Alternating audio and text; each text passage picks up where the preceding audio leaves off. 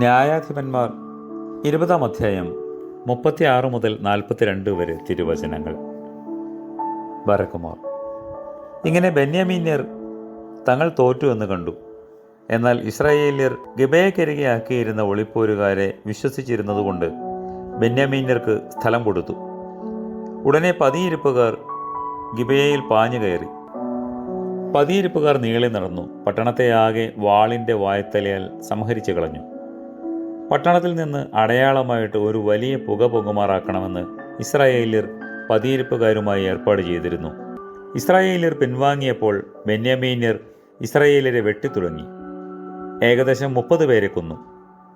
മുൻ കഴിഞ്ഞതുപോലെ അവർ നമ്മുടെ മുമ്പിൽ തോറ്റോടുന്നു എന്നവർ പറഞ്ഞു.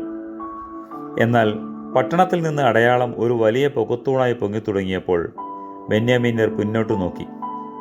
പട്ടണം മുഴുവനും ആകാശത്തോളം കത്തിപ്പോങ്ങുന്നത് കണ്ടു. ഇസ്രായേല്യർ തിരിഞ്ഞപ്പോൾ ബെന്യാമീന്യർ തങ്ങൾക്ക് ആപത്ത് ഭവിച്ചു എന്ന് കണ്ടു. അവർ ഇസ്രായേൽ മക്കളുടെ മുമ്പിൽ നിന്ന് മരുഭൂമിയിലേക്കുള്ള വഴിക്ക് തിരിഞ്ഞു. സൈന്യം അവരെ പിന്തുടർന്നു. പട്ടണങ്ങളിൽ നിന്നുള്ളവരെ അവർ അതതിൻ്റെ മധ്യയെ വെച്ച് സംഹരിച്ചു. ദൈവമേ, നിന്റെ സോപ്പ കൊണ്ട് ഞങ്ങളുടെ മേൽ തളിക്കണമേ. ഞങ്ങൾ വെടിപ്പാക്കപ്പെടും. ആമേൻ.